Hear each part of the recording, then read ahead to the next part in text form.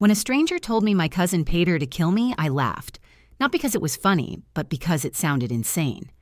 My cousin, Sam, the girl I grew up with, shared summer vacations with, whispered secrets to at sleepovers? No way. But then she showed me the proof. Text messages, screenshots, and a photo of me sleeping in my own bed, taken through my window. That's when my stomach dropped. The woman standing in front of me was calm, her voice steady, almost cold. She introduced herself as Lydia Cross, late 30s maybe, tall, fit, with short blonde hair and a look in her eyes that said she'd seen a lot more darkness than I could imagine. She didn't try to threaten me. She didn't even raise her voice. She just said, "Your cousin doesn't just want you gone. She wants to mourn you." And suddenly, the world I thought I knew, my family, my home, my safety, crumbled like paper in a storm.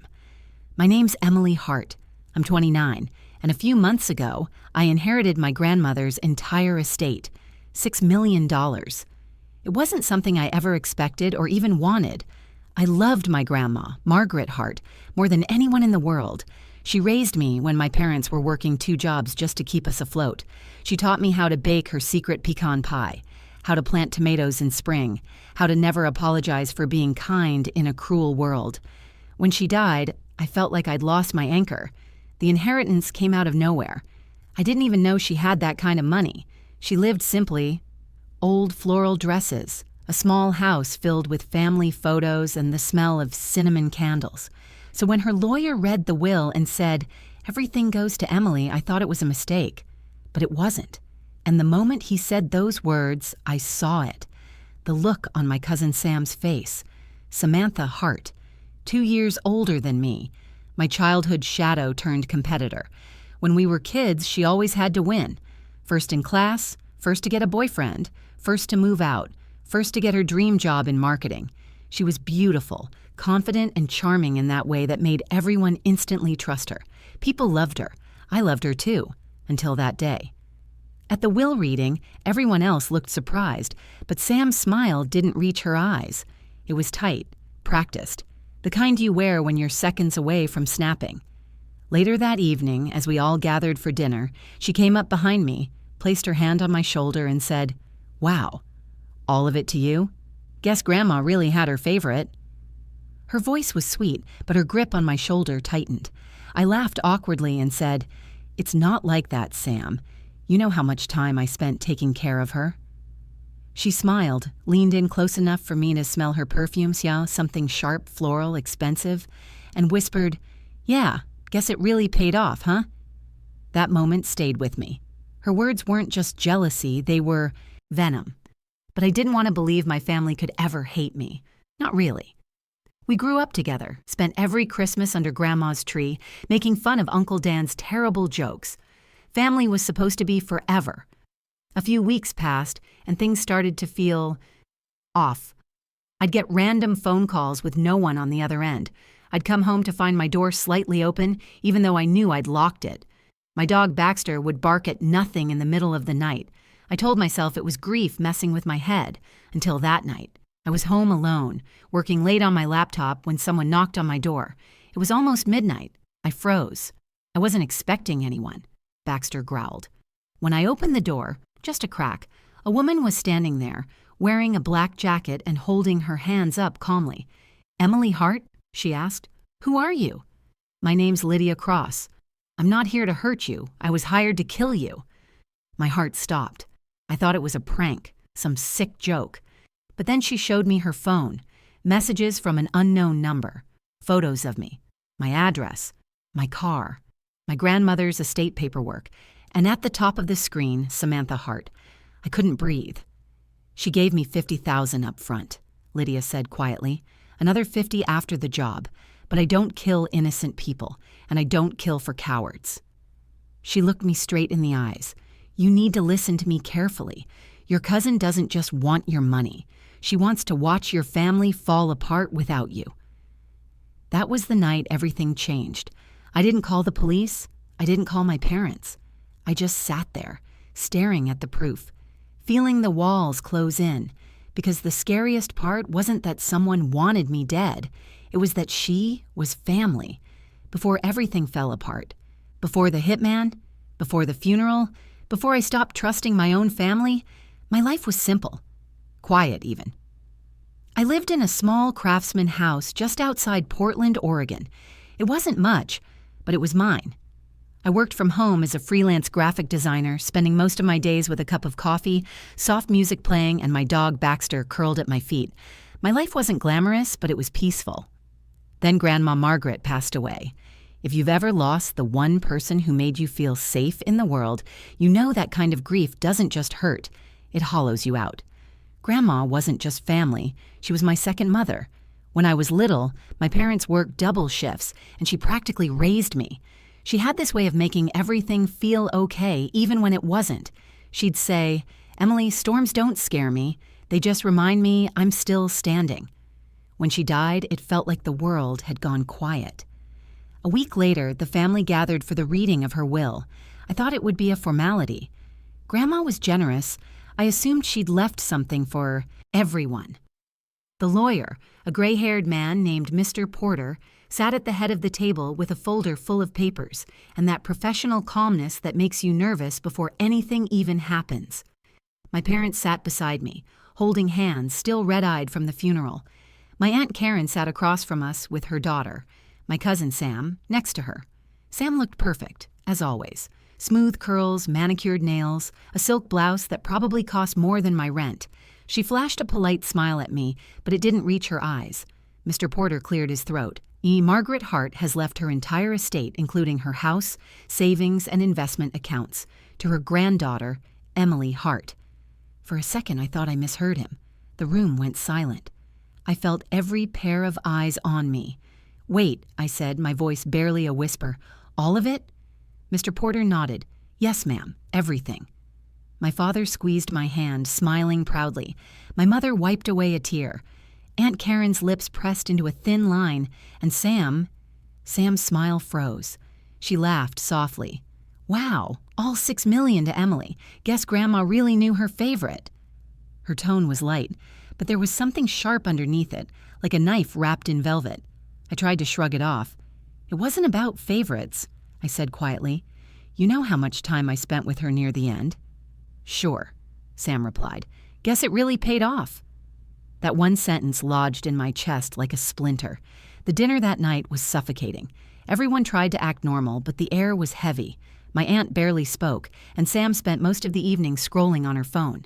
When she finally looked up, she smiled sweetly at my parents and said, "You must be so proud of her." My mom smiled back, unaware of the tension sitting right under her nose. My dad even toasted to me, but I couldn't shake the feeling that something had shifted. The people who used to feel like home suddenly felt like strangers. The days after the will reading were a blur. Calls from real estate agents, lawyers, financial advisors. It didn't feel real. I wasn't some millionaire heiress. I was just Emily trying to pay off student loans and keep my houseplants alive. But as I started sorting through Grandma's house, I could almost feel her presence there. The smell of cinnamon candles still lingered. Her favorite mug was still by the sink. And in her handwriting on a notepad by the phone, I found a single line. "Love doesn't need to be earned, only remembered." I didn't realize then how much that sentence would come to mean. Still, I could sense the distance growing. Sam stopped returning my calls. When I texted her about helping sort through Grandma's old things, she replied, "Busy. Maybe another time." A week later, she posted a photo on Instagram. Smiling at a bar, drink in hand, captioned, "Some people have all the luck." I told myself I was imagining things. That grief makes people say stupid stuff. But the truth was, every interaction after that felt colder. Sam's messages were short, clipped. My aunt stopped inviting me to family dinners. I became the quiet center of a storm I couldn't yet see. Then one afternoon, my mom called me, her voice uncertain. "Honey, did you and Sam argue about something? She seemed tense when I saw her yesterday." "No," I said, trying to sound casual. "We're fine." But deep down, I knew we weren't. Something inside me, that quiet intuition Grandma always told me to trust, whispered that this inheritance had changed more than just my bank account. It had changed how people looked at me, maybe even who I was to them. I tried to go back to normal. Work, walks with Baxter, coffee with friends. But late at night, lying in bed, I'd think about the way Sam looked at me that day. Not with envy, but with calculation. Like she was already planning something. And in a way, she was. I just didn't know it yet. It started small. So small, I almost ignored it.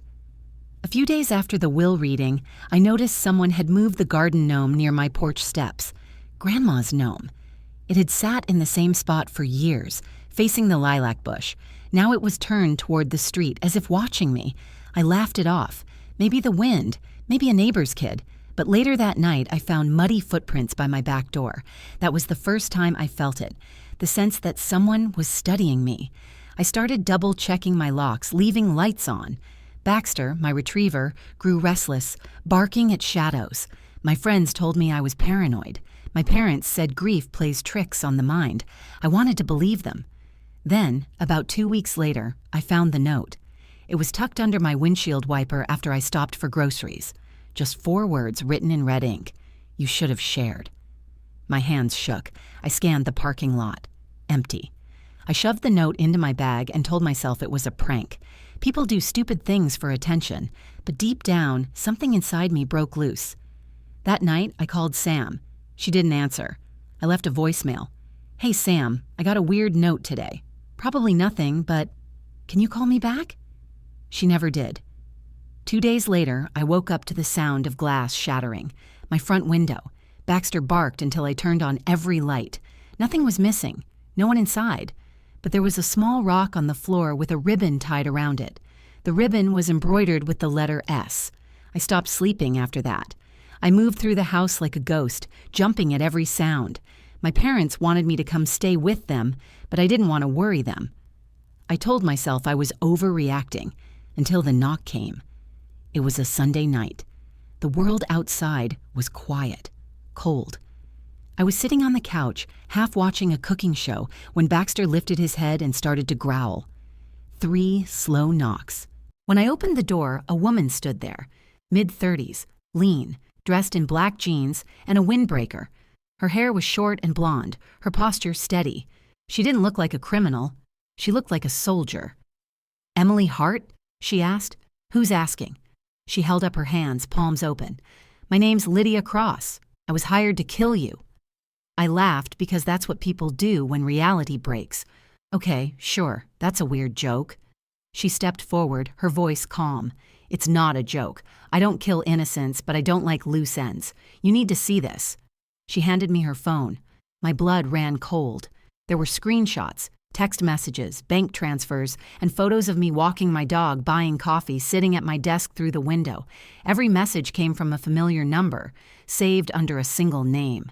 Samantha Hart. I couldn't breathe. She paid me $50,000 up front, Lydia said quietly. Another $50,000 after you were gone. I was supposed to make it look like a robbery. You're lying. Wish I were. But I've done this long enough to know when someone's desperate. Your cousin's not just angry, she's obsessed. Said she'd comfort your parents through their grief and make sure the money stayed in the family. My stomach turned. I wanted to throw up. I stared at her, shaking. Why are you telling me this? Because she insulted me, Lydia said simply. Told me killers don't deserve respect. So I took her money, and now I'm giving you a chance to stay alive. Every instinct screamed to call the police, but Lydia stopped me. Don't. She'll deny everything, say you're making it up for attention. People like her always win sympathy. But if you play this right, we can expose her. We? She nodded. You want to live, don't you? That's when the fear turned to something else, a cold, determined anger. I thought about all the years Sam and I spent together, how she helped me pick out my prom dress, how we cried together when Grandma died, and now she wanted me buried 6 feet under so she could smile at my funeral? I couldn't let her win. Lydia leaned in close, her voice barely a whisper. You can't trust anyone. Not your parents, not your aunt. She's already told them you've been unstable since the inheritance. You disappear, and they'll believe her story. She was right. I could already imagine my mom shaking her head through tears, saying, We didn't see the signs. That night, Lydia left me with a burner phone and a warning. She'll think I finished the job. Don't contact anyone. Let her believe you're gone." I didn't sleep. I just sat there in the dark, replaying every memory I had of Sam, every laugh, every hug, now twisted and false. By morning, I'd made a decision. I wouldn't run. I wouldn't hide forever. If my cousin wanted me dead, then she was about to learn.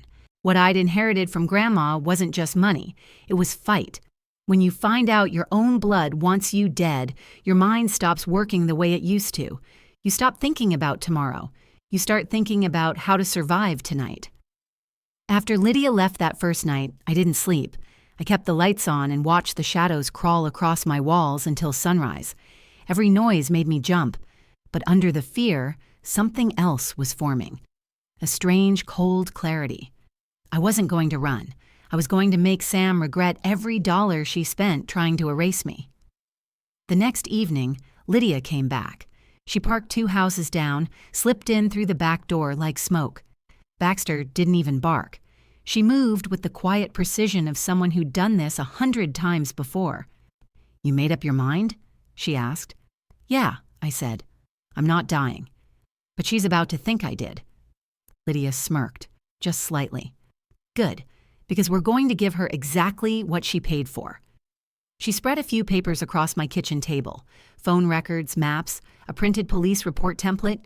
She'd already erased our text history from her burner. She was covering her tracks while I tried to steady my shaking hands. "If she believes you're dead," Lydia explained, "she'll drop her guard. She'll show her real self. That's when we catch her." It sounded simple, terrifyingly simple. The plan was to stage an accident. Lydia would make it look like I'd crashed my car on a deserted stretch of highway outside the city. She'd leave behind a few personal items.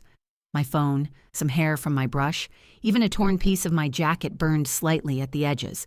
It wouldn't take long for people to assume the worst. "But what if the police find no body?" I asked. "They won't," she said.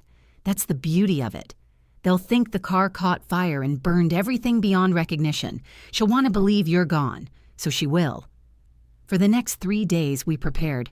I packed a small bag, clothes, toiletries, my grandmother's necklace.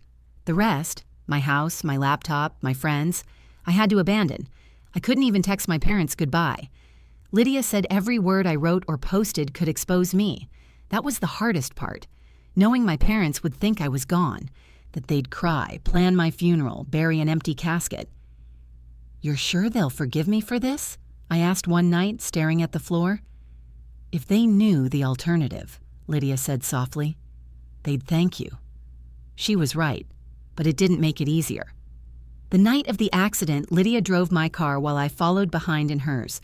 The rain came down in sheets, blurring the world into streaks of silver. When she veered off the road and the car skidded into a ditch, I gasped, even though I knew it was part of the plan. She set the fire fast, a few drops of accelerant, a flick of a lighter, and the flames swallowed the car like it had been waiting for them. The heat hit my face, hot and raw. Watching it burn was like watching my old life vanish. "It's done," Lydia said.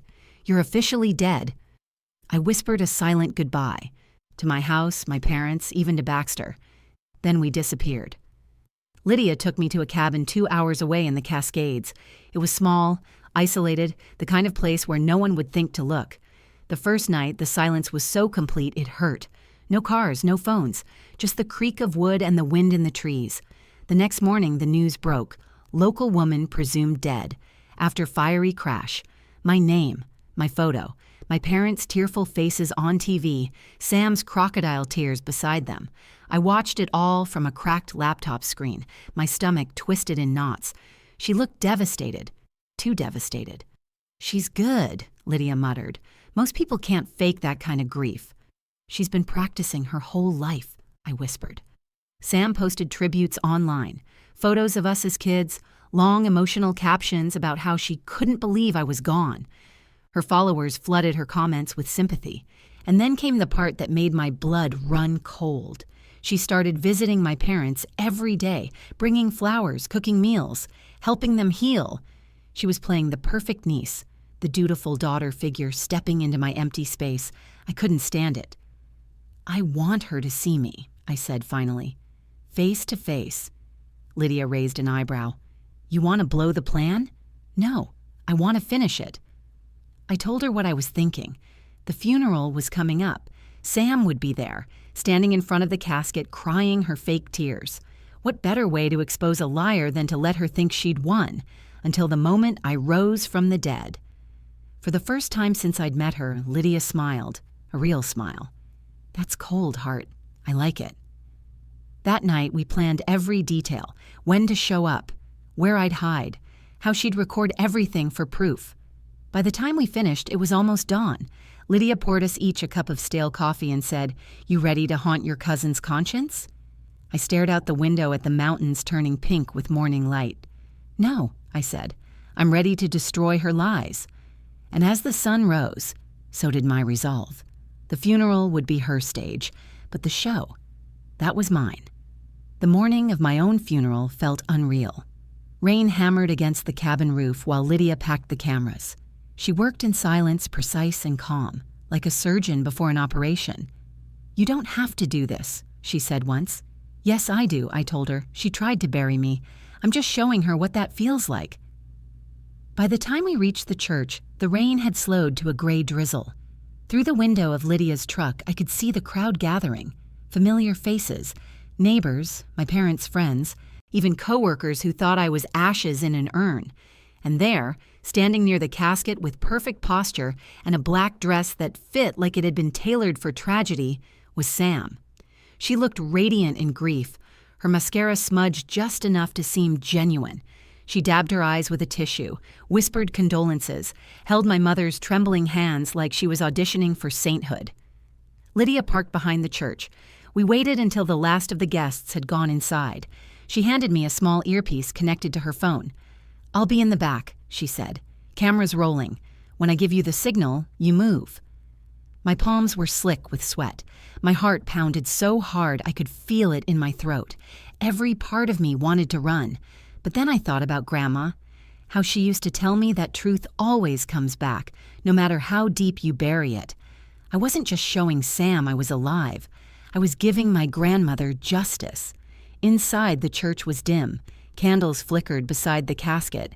My casket, covered in white lilies, Grandma's favorite flower. The smell of them was thick in the air, sweet and suffocating. My parents sat in the front pew, my mother clutching my father's hand like she'd drown if she let go. And there was Sam, standing between them, her head bowed, pretending to be the devoted niece. The pastor began to speak. "Today we gather to remember the life of Emily Hart, a woman of kindness, creativity, and love." Each word hit like a nail being driven into wood. I had to bite my tongue to stop from crying. Hearing my life summarized in past tense was worse than any nightmare. Lydia's voice came through the earpiece, low and steady. "Wait for it. Wait, now." The church doors creaked open. I walked in. At first, no one noticed. I was dressed in black like everyone else, veil pulled low, walking slowly up the aisle. The sound of my heels echoed off the walls. Then one woman gasped. Another clutched her husband's arm. The whispers rippled like wind through dry grass. "Is that—" "No, it can't be." Sam turned, her face drained of color. She blinked once, twice, like her mind was trying to rewrite what her eyes were seeing. "Hi, Sam," I said softly. The pastor froze mid-sentence. My mother's mouth fell open. My father stood, stunned. You're dead," Sam stammered. "I saw the car. You saw what you were supposed to see," I said. Lydia stepped out from the back of the church, phone raised, recording. Sam's eyes darted between us, panic setting in. "You hired someone to kill me," I said. "She took your money, but instead of bullets, she brought me the truth." The congregation erupted into murmurs. Sam shook her head, tears spilling down her cheeks. Not the fake kind this time, but the terrified kind. "No, Emily, you don't understand." "Oh, I understand perfectly." I cut her off. "You wanted to take my place, comfort my parents, pretend to be the grieving niece while spending the money you thought you'd get." My father turned to her, confused. "Samantha, what is she talking about?" Sam reached for him, desperate. "Uncle Peter, please. She's lying. She's unstable." "Unstable?" I stepped closer. "Is that what you told them while planning my funeral? You said I was losing it, right? That I couldn't handle the inheritance." She backed away, tripping against a pew. The room went silent except for the sound of Lydia's camera clicking. "You framed it so perfectly," I said, "but you forgot one thing. The dead don't stay buried when the truth still breathes." Sam's mask cracked. Her voice rose, trembling. "You took everything from me. Grandma loved you more, gave you everything, and left me with nothing. What was I supposed to do?" The confession spilled out before she could stop it. My parents gasped. My mother covered her mouth, tears streaming. Lydia lowered the camera. "That's all we needed," she said quietly. Sam looked around, realizing what she'd done. Then she bolted. She ran down the aisle past the stunned guests, straight toward the doors. But 2 officers were already waiting. Lydia had called them before the service started, just in case. They caught her before she hit the steps. She screamed my name, but I didn't move. The church fell silent again, except for the rain beginning to fall outside. My mother came toward me slowly, touching my face like she thought I might disappear. "You're alive," she whispered. "I'm alive," I said, "and it's over." The guests began to applaud. Quiet at first, then stronger, a wave of relief and disbelief. Lydia turned off the camera and gave me a small nod. "Guess you got your miracle, Heart." I looked down at the casket, my fake grave, and whispered, "Rest now, Grandma, the truth's home." When I woke up the next morning, the world felt eerily still, like it was holding its breath after the storm. The funeral was over. Sam was in custody, and for the first time in weeks, I could finally breathe without wondering who was waiting outside my door. But peace didn't come easy. The news spread fast. Heiress survives fake. Death to expose. Murder plot. My name was everywhere. TV, radio, online. People I hadn't spoken to in years messaged me, half in shock, half fishing for details. Everyone wanted to know how I pulled it off, why I did it, what it felt like to climb out of my own casket. No one asked what it felt like to lose a cousin. Sam's trial started 3 months later. I sat in the courtroom, heart pounding, as the prosecution laid out the evidence. Bank transfers, text messages, phone calls, everything Lydia had captured on camera that day at the church. Sam didn't look at me once. She wore a gray suit and that same polished composure she always had. To the jury, she probably looked like a grieving relative caught in a misunderstanding. But I knew better. I knew the face she made when she was cornered.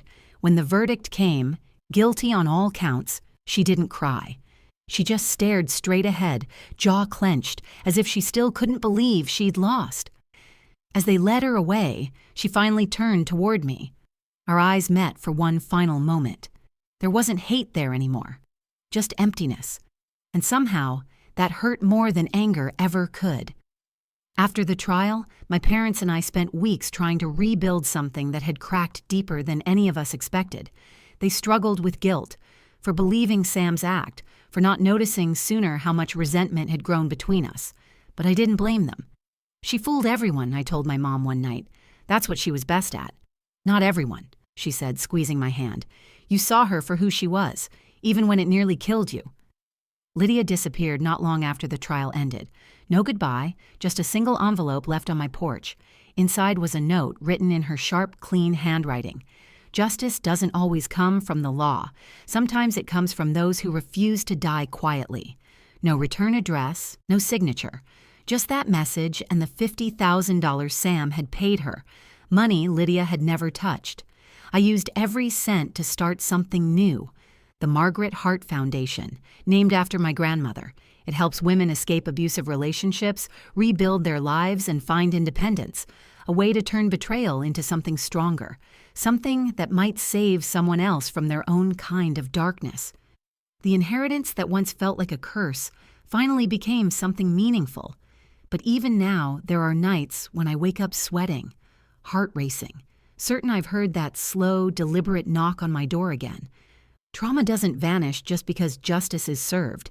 It lingers, quiet, invisible, waiting in the corners of your mind. Sometimes I drive out to Grandma's old house. The lilac bushes still bloom every spring, and the wind chime she hung by the porch still rings softly in the breeze. I sit on the steps with Baxter and talk to her, like she's still there, listening. "You were right, Grandma," I say every time. Love doesn't need to be earned, but sometimes trust does. The hardest part hasn't been forgiving Sam. It's been forgiving myself, for not seeing her darkness sooner, for blaming myself when the guilt wasn't mine to carry. But healing isn't about forgetting. It's about learning to stand in the wreckage and say, I'm still here. In the months since it all ended, I've started living again. Real living. Coffee with friends, long walks, laughter that doesn't feel forced, the kind of peace you only appreciate after surviving something that tried to destroy you. Sometimes strangers still recognize me from the news. They'll stop me at the grocery store or the gas station and ask, how did you do it? How did you stay strong? And I tell them the truth. I didn't stay strong. I broke. I fell apart. But I decided I wasn't going to stay buried. Because that's what survival really is. Not strength, but stubbornness. The refusal to stay down when someone tries to erase you. So yes, I faked my death. Yes, I rose out of my own casket. But the real miracle wasn't coming back to life. It was learning to live without fear again. As for Sam, I don't hate her anymore. Hatred keeps you tied to the person who hurt you. And I've spent enough time being bound to ghosts. Now, when I think of her, I just hope she finds the peace she tried to steal from me, because I already have mine. And it's stronger than $6 million, stronger than revenge, stronger than blood. It's freedom. Sometimes the people who hurt us the most aren't strangers. They're the ones who know our birthdays, our secrets, and the stories that make us who we are. But no matter how deep the betrayal, no one can bury your truth forever. If you made it this far into my story, thank you. It means something, knowing there are people who still believe that truth matters, that second chances matter. And if this story hit you in any way, if it made you angry or sad, or just made you think, then do me a favor. Like this video, share it with someone who needs to hear it, and let me know in the comments. What would you have done if you were in my place? I read every single comment, and your thoughts genuinely mean the world to me. And hey, if you love true, emotional, twist-filled stories like this one, make sure to subscribe and hit that notification bell so you never miss the next chapter. Every week I share stories of resilience, betrayal, and the strength it takes to rise again. This was my story, but next time, it might be yours.